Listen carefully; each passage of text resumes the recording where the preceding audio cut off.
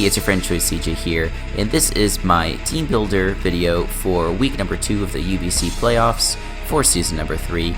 We are the Baltimore Oriolus, and we're going up against the Hague Hawluchas this week for the semi-finals. The Hague Hawluchas are coached by ImmortalMence, who's a really great guy. We fought him back in week 1, and we got a victory, a 1-0 victory in what was a pretty wild game. We definitely benefited from some good luck, I would say, in the match. There's really no other way to say it. It wasn't quite as bad as against like Squire in the regular season, where we get like 4 pairs in a row against Venusaur or anything like that. But we landed a really pivotal Icicle Crash flinch on Porygon 2. It was just really crazy. Nothing else was too outrageous. Like he missed some Toxics and the Dragon Tail, and like those all sucked, but none of them made the difference that the Icicle Crash flinch made. But with all of that said, Mence had a really good chance to win the game, but I had a Charty Berry Zapdos that was able to take a +2 crit Stone Edge from Pinsir, and was able to set up the conditions for a Trick Room Reuniclus sweep, which was really pretty awesome. So yeah, think of all the games that we played this season, the matchup versus Mence was one of the hardest. I know he doesn't like his team all that much, like it's just very out of his element, is what he's been saying, but I think he has a very good team, and he has some really scary mons. It's, these ridiculous wall breakers like Volcanion. And I'll go through his whole team real quick while we're talking about this. He has a Volcanion, Gliscor, Sylveon, Virizion, Fortress, Galvantula, Skuntank, Dredagon, Porygon 2, Pinsir, and Tauros. So yeah, some very big threats. No doubt about that. Especially, like I said, the Volcanion. I just don't have awesome switch-ins to it. Porygon 2 is really hard for my team to deal with, and I'm not bringing Lopunny this week, which is definitely probably my best way to hit that thing. So, I don't know, it's going to be tough. We're going to have to see. I think I'm going to have to make a switch on this team, actually, because I realize I'm really weak to Porygon. But I'll do that as we go here. But let's just go ahead and hop on into the team and see what we can do. So we are going to be rocking a pretty interesting set with our Bronzong here. Stealth Rock, Gyro Ball, Hidden Power, Ice Rock Slide with Mental Herb. So I really want to lead this thing and get up my rocks ASAP, because rocks really are trouble for his team. It's really the Pinsir and the Volcanion. His 2 biggest threats are both weak to rocks. And, he does have some options for spinning and for defogging, with the likes of Fortress and also Skuntank. But if I can get the rocks up immediately, that should apply a lot of pressure, and that's why I wanted the Mental Herb, because the last time we played, he did lead with his Dredagon. He got up his own rocks. I did not lead with my Dredagon. With my Bronzong, I led with Blastoise, and got off a Toxic on that thing pretty early, which is nice. He was able to heal it up later, but when I later switched in my Bronzong to try and set up rocks, he just taunted me. So there's a good chance that he brings that again, and so that is why we have the Mental Herb. Gyro Ball, just because it hits things relatively hard altogether. Actually, I think I did this before, and Heavy Slam is the better move, because it does more damage to stuff like Sylveon, because Sylveon's pretty slow. It does a lot of damage to stuff like, Skuntank, etc. We have Hidden Power Ice to hit a Gliscor. I might take this off actually for Toxic, because I don't have any other room on my team for status for that Porygon. And then Rock Slide is there, so that way we're not fodder for Pinsir. Pinsir with Knockoff is really scary to me. I don't have a great way to deal with it. But if he wants to go and come and go for Knockoff on us, we should be able to live it. As long as he's not boosted, and then we can kill with Rock Slide, and that's why we have this attack investment. This is going to guaranteed kill a Pinsir after 25% Stealth Rock damage. So that's basically saying, alright, you switch in on Stealth Rock before you Mega Evolve, but this should kill, assuming that he has no investment. But yeah, I do think we're going to go ahead and make this toxic, because I want to have at least one thing that can hit Porygon too. I'm really curious, actually. Does Porygon get taunt? I don't think it does. Okay. You know, it gets like Thunder Wave and stuff like that, but I'm not that worried about that. We can handle that. So that's the bronze on this week. It's going to be the lead. It's also just, you know, pretty decent versus his team in general. Takes on Sylveon relatively well. Things like Fortress can't do anything to this. Although, you know, admittedly, I can't do much back to Fortress. That's why something like Hidden Power Fire would be nice, which is what I brought the first time. But, you know, we just can't bring everything for every Pokemon. Next up, we have Hippowdon, Slack Off, Earthquake, Ice Fang, and Stone Edge. We are running a kind of funny EV spread, mixed spread. We put 16 IVs into here because we can get a guaranteed 2-hit KO on Gliscor after Poison Heal but Stealth Rock damage. It is a guaranteed 2-hit KO. Stone Edge because we need something for Pinsir. We put enough into here so that we can live a +2 return if we're at full HP from that Pinsir. If he's running something like Double Edge or Thrash, we're going to be in a bit of trouble. Does Pinsir get Thrash? No, it does get. I know it gets Thrash. Does it get Double Edge? It does get Double Edge. Yeah, so those are going to definitely be issues for us if he decides to bring that. But there's just nothing I can do that I can think of. But yeah, this is good against Pokemon like the Gliscor. It can switch in really well on Skuntank, which is something that I struggled with in the last game. Just because I didn't have any ground coverage on my team to hit the Skuntank, but this should be able to come in most every time and you know, go for a threatening hit on something. And it can also, what else is it good versus? Yeah, it can take, like I said, a +2 return from a Pinsir, +2 frustration, and takes on the Gliscor. Also takes on the Tauros pretty well. Like, Tauros is definitely a threat. But we can do some good damage to that thing with Earthquake if needed. So that's going to be the Hippowdon set.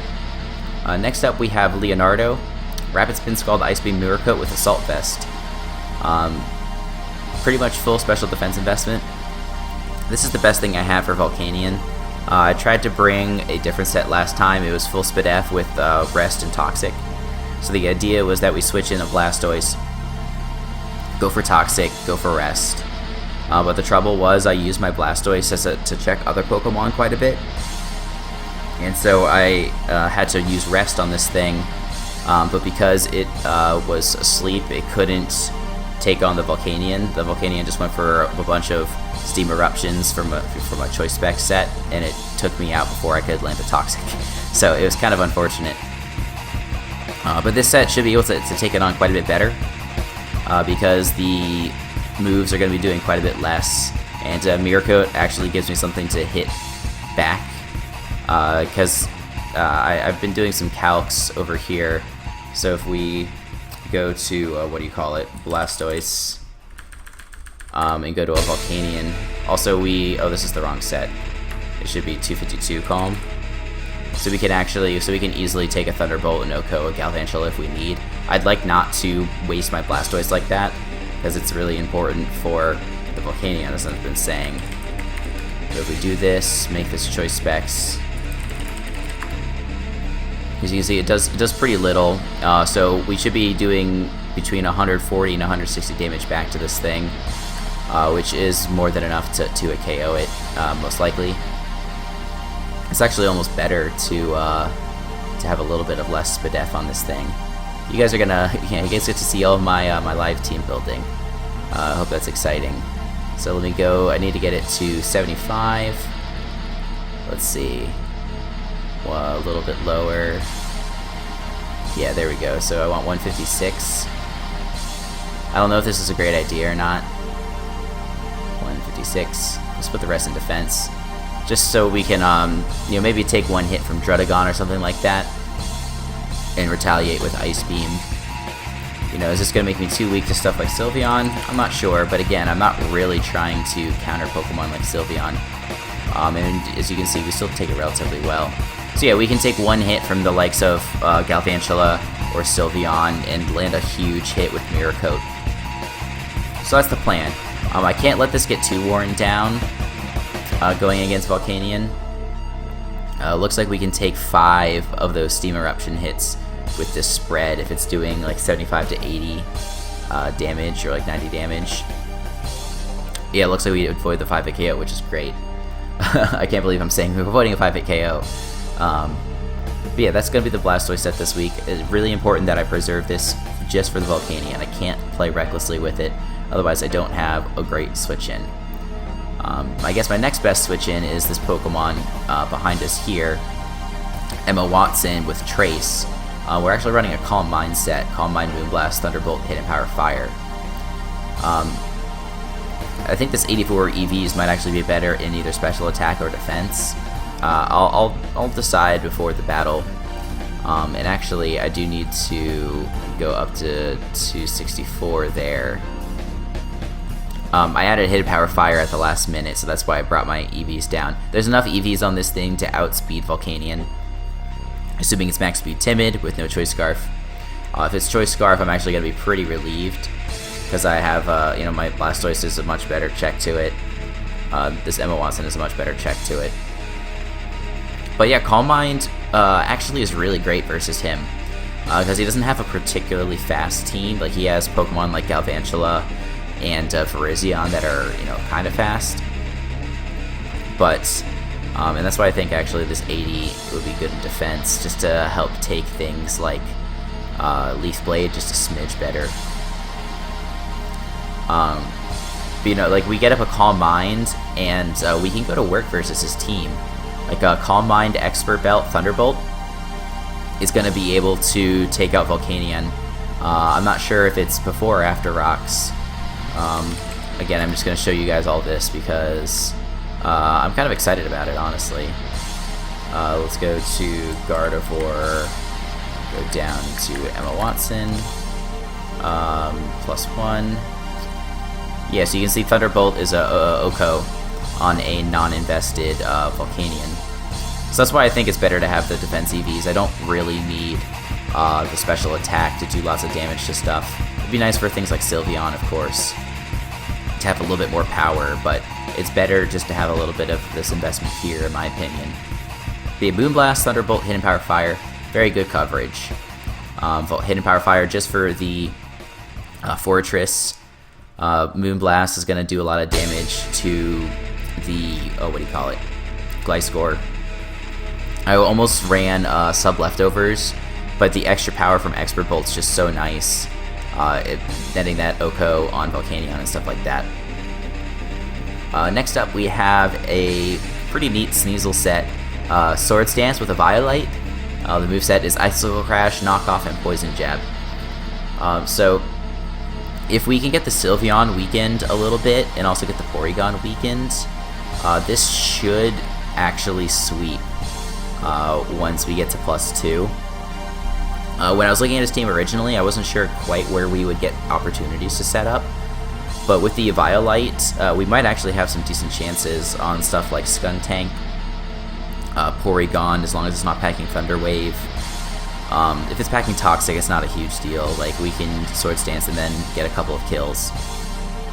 It can set up on, basically that, and like things like Druddigon and Gliscor, if we can scare them out. That's basically it. Like, it's gonna be tough to set up for sure. We're gonna have to like make a prediction. But I just like the set in general because it's just so threatening if we do get the opportunity to set up. And even without it, like Icicle Crash Knockoff is just great versus his team. He doesn't have awesome coverage for it. I wish I could find room for something like Low Kick on this set to help deal with Tauros a little bit better. And what was the other Pokemon? The Porygon as well. But I just can't. Like, this is the better set for sure. So yeah, if there's an opportunity where I can maybe predict a switch out from something like Druddigon. Although, like, Druddigon doesn't really need to check much else besides the Sneasel, so we might just leave it in. Go for something like Fire Punch, we'll see. Maybe the Skuntank, he might be more tempted to keep around because it can take on Emma Watson, it can take on Benjamin, and things like that. Then last but not least, we have Agility Zapdos. Agility, Thunderbolt, Air Cutter, Hidden Power, Ice. We have enough speed to outspeed Volcanion. It also outspeeds a Scarf Tauros. The rest we put into special attack, and everything else that was left over we put into HP. Maybe it'd be nice to run a little bit of extra speed, but this can do a lot of work versus his team. If I can weaken his team just a little bit, then he's not going to have anything that can take a hit from this thing. Like Thunderbolt definitely kills Volcanion. It does like 75% to a standard physically defensive fortress. It does a lot of damage to what else on his team? A lot of stuff. The Pinsir definitely kills the Pinsir. And then Air Cutter is really nice for the Virizion. And Hidden Power Ice is for Gliscor and for Druddigon. Funnily, one of his better switch-ins to this thing is his Galvantula. I'm not convinced that he's going to bring Galvantula. Like, webs are kind of annoying versus my team. But, it is what it is. But yeah, this set, I think, it has a lot of potential. So, if you're going to ask me what's my win condition going into this match, I don't really know for sure. Obviously, I have 3 Pokemon with setup moves, and then some more defensive Pokemon. But, basically I just need to clear a path for particularly these 2 Pokemon, for Gilthunder and for Mjolnir. And if I can do that, then I think I've got a good path to victory. Just get up rocks immediately, sort of pivot around, get some chip damage on his Pokemon, and then again, these 3 Pokemon should be able to break through. I was thinking about bringing like a full offensive team, and I still kind of wish I was. And I'm leaving Lopunny on the bench yet again. It has a good matchup versus his team for sure, but just like that Druddigon is so annoying to deal with. And for things like Garchomp that can run Rocky Helmet with Rough Skin, I've brought Ice Beam in the past, but Druddigon's only 2 times weak to Ice, not 4 times, so it's not actually worth it.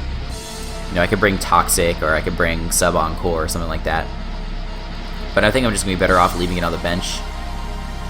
He has enough bulk that Lopunny isn't even that amazing of a matchup anyway. Like, Fortress can, if I'm not packing Fire Punch, can do some work to it.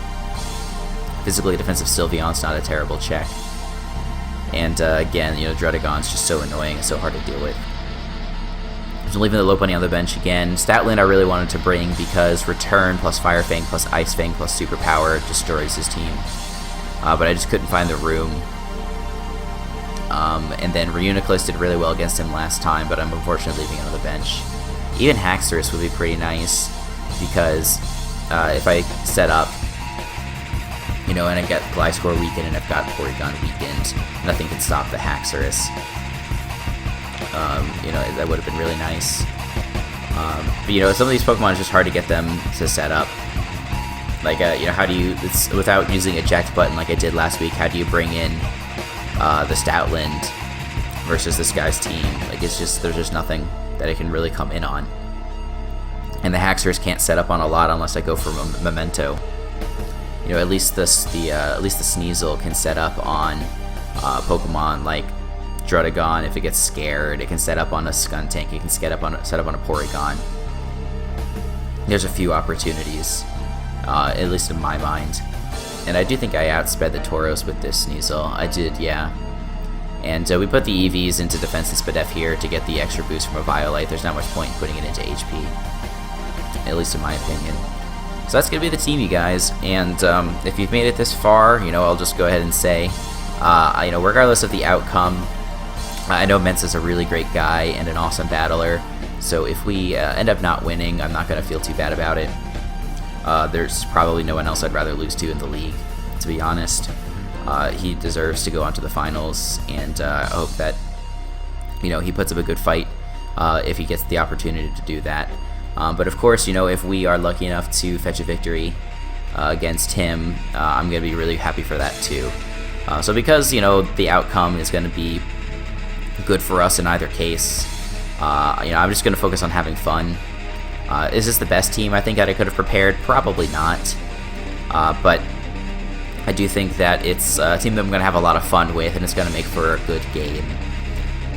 You know, kind of like last week, you know, I don't know if I brought the best team for Squire, but I brought a team that I liked, and a team that I had fun using, and a team that made for a great match. So if all I can get out of this is a great match, I'm going to be a happy man.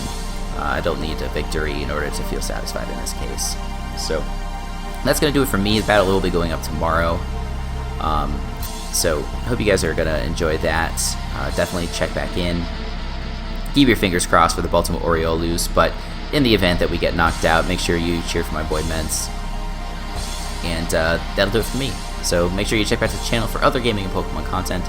And until the next time, I will see you all later.